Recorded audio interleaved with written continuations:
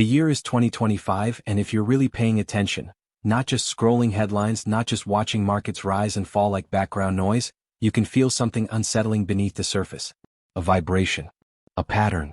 A familiar echo from a century ago that's getting harder and harder to ignore. Most people look at soaring stock charts and booming tech sectors and see progress. They see innovation, prosperity, a future that's brighter than ever. But the people who study history, the people who understand cycles, the people who've watched bubbles inflate and burst before, they're seeing something entirely different. They're seeing shadows of 1929. Back then, too, the world thought it had outsmarted the past. The economy looked unstoppable. Growth seemed guaranteed. Every dip was a buying opportunity. Every warning was brushed off as outdated thinking. Sound familiar? Because today we're living through the same dangerous cocktail of overconfidence, easy credit, and blind faith in systems that look stable only as long as no one questions them. The truth is simple and terrifying. The foundations propping up the global economy in 2025 look almost identical to the ones that cracked beneath the world nearly a century ago. Massive debt? Check. Speculative manias? Check. A widening wealth gap that's stretching society to its breaking point? Check. A belief, almost religious, that technology will save us, that central banks can fix anything, that crashes are relics of a primitive economic past? Check, check, and check. We've convinced ourselves that history has moved on, even as it's quietly circling back. And here's the part most people don't want to hear. The illusion of stability we're clinging to today is far more fragile than the one that shattered in 1929. Because this time, the world isn't just overleveraged financially, it's overleveraged psychologically. Entire generations believe markets only go up. Entire industries exist only because credit is cheap. Entire nations depend on confidence that can evaporate in an instant. History isn't just whispering anymore. It's raising its voice. The question is whether you're listening. When people think of the Great Depression, they imagine breadlines, shuttered factories, families struggling to survive. But the real story doesn't begin with the collapse. It begins with the illusion that made the collapse inevitable. Picture America in the late 1920s. The stock market had been rising for nearly a decade. Everyone, from bankers to barbers, from millionaires to teenagers polishing shoes on street corners, was trading stocks. It wasn't just an investment strategy. It was a national obsession. A cultural phenomenon. A promise that anyone could get rich quickly, easily, permanently. Newspapers called it the dawn of a new era. Sound familiar already? Politicians declared that economic downturns were a thing of the past. Economists insisted that modern financial tools made crashes impossible. A wave of groundbreaking technologies, radio, automobiles, electricity, made people believe nothing could ever pull the world backward again. Back then the story was simple. Prosperity was permanent. But behind the roaring excitement was a dangerously hollow core. Stocks were being bought with borrowed money. Homes were mortgaged to gamble on can't-lose opportunities. Speculation wasn't just tolerated, it was celebrated. People genuinely believed that if you weren't in the market, you were missing out on the future. And that's the point where the past and present intersect with eerie precision.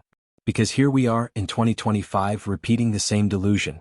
We look at electric cars, AI, blockchain, and space tech and assume that progress by itself guarantees profit. We watch unprofitable companies soar to billion-dollar valuations and tell ourselves that old metrics don't matter anymore. We pour money into assets because everyone else is doing it, because the line keeps going up, because we're terrified of being left behind. Just like in the 1920s, the belief isn't based on real value. It's based on momentum, on hype, on the comforting lie that something new automatically means something solid. The warning signs that preceded the 1929 crash weren't invisible. People just refused to interpret them. And today we're doing the exact same thing. We're not just rhyming with history. We're quoting it. If you really want to understand how a system collapses, don't look at the headlines. Look beneath them. Because cracks don't start at the surface. They start in the foundation. In the late 1920s, ordinary Americans were drowning in leverage. People were buying stocks with borrowed money, convinced prices would rise forever. When the market finally turned, margin calls wiped them out instantly. But that was then. Today, the leverage is far bigger, far deeper, and far more dangerous. Corporate debt? Exploding. Government debt? Record-breaking. Consumer debt? Out of control. Student loans, auto loans, credit cards, mortgages stretched to the limit. Every layer of society is stacked with IOUs that depend on one fragile assumption. Tomorrow will always be better than today. But here's where the comparison to 1929 becomes even more alarming. Back then the wealth gap was massive, but today it's worse. Much worse. In the 1920s, the richest 1% controlled about a quarter of the nation's wealth. In 2025, that number has climbed even higher. Concentrated wealth isn't just an economic statistic, it's a warning signal. Because when money pools at the top, spending dries up at the bottom. And real economic growth doesn't come from billionaires buying their 15th vacation home.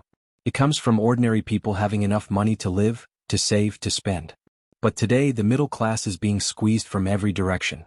Wages lag. Prices rise. Debt fills the gap. And assets, housing, stocks, land, inflate far beyond reach. It's the same pattern that appeared just before 1929, only magnified by modern systems that push the consequences further down the road while making the eventual correction even more violent.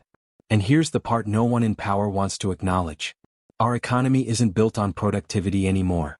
It's built on confidence. Confidence that debt can grow forever. Confidence that central banks can always step in. Confidence that technology will solve structural problems instead of hiding them. Confidence that this time is different. But confidence is a fragile currency.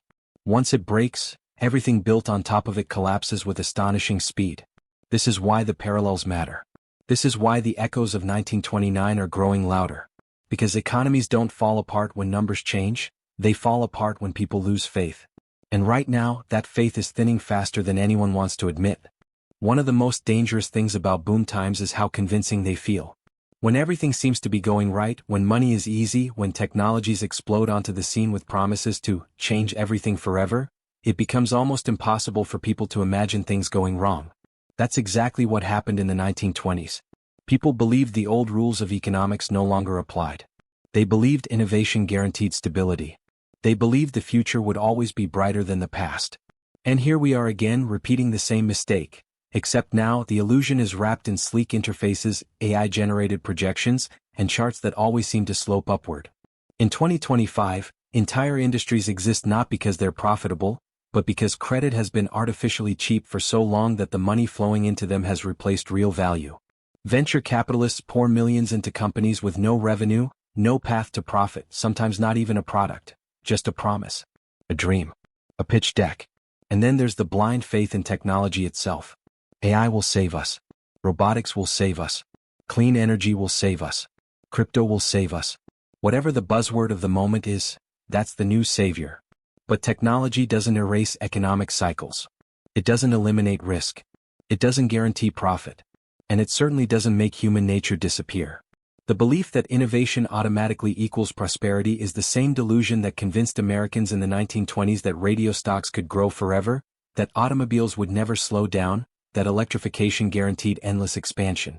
Back then, revolutionary technologies traded at valuations that made no sense. Today we have companies worth hundreds of billions without meaningful earnings, startups valued higher than automakers that actually build cars, AI firms priced as if they've already solved every problem humanity has ever faced. This isn't optimism. It's euphoria. And euphoria is always the final stage before the fall. But here's what makes this moment especially dangerous. In 1929, when the bubble burst, society was more resilient. People had practical skills. They could fix things, grow food, survive without the layers of digital infrastructure we depend on today. If confidence breaks now, the collapse won't just be financial. It will be systemic. Because we've built a world where a glitch in a server can freeze billions of dollars. Where a banking pause can spread globally in hours. Where the economy is held together not by strength but by trust. And trust disappears faster than wealth. Yet despite all of this, leaders, experts, and institutions continue repeating the same comforting refrain. Don't worry. This time is different.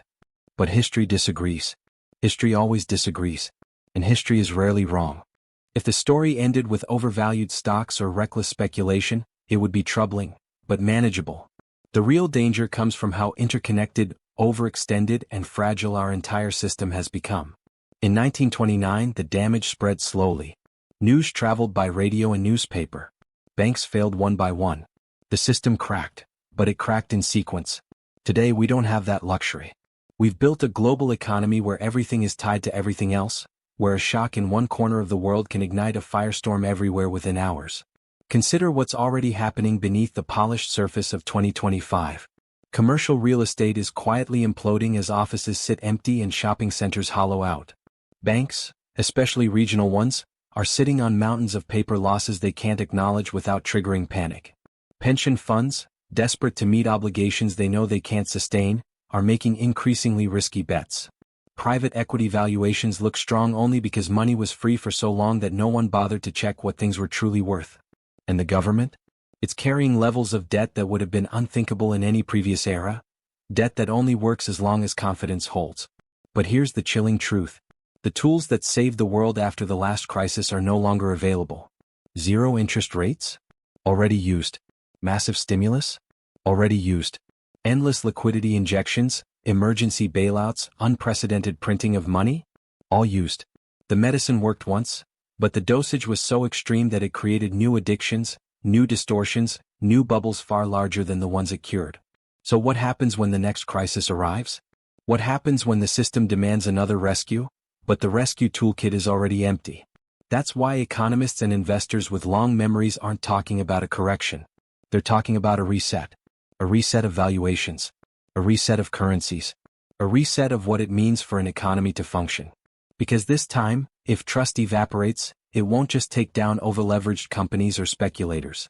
It will take down institutions that looked immortal. Central banks that looked invincible. Governments that believed debt had no consequences, ever. And while the public is distracted by stock tickers and trending charts, the wealthiest and most informed players are quietly preparing. They're buying farmland, strengthening liquidity, hedging against systemic risk. They're building bunkers, literal and financial. They're positioning themselves for a future that doesn't look like the past 80 years at all. Because they understand something most people refuse to accept. The next downturn won't be a repeat of the Great Depression. It will be something larger, faster, and far more global. And the scariest part?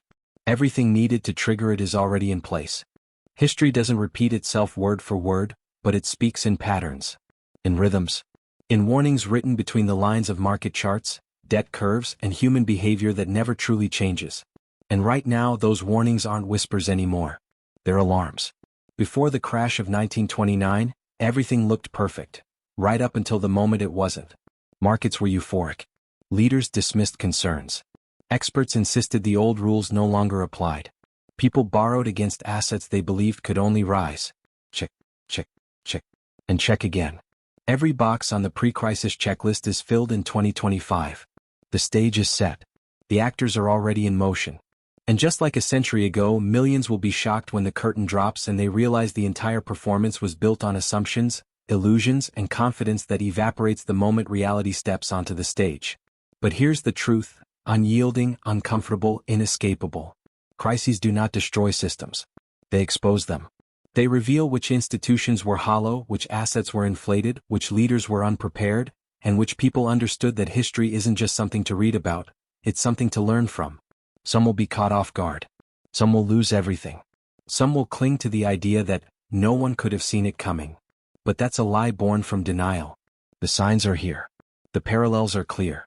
The echo of 1929 is louder than ever. And the only real question is, which side of history will you be on? The side that ignored the warnings or the side that recognized the pattern and prepared?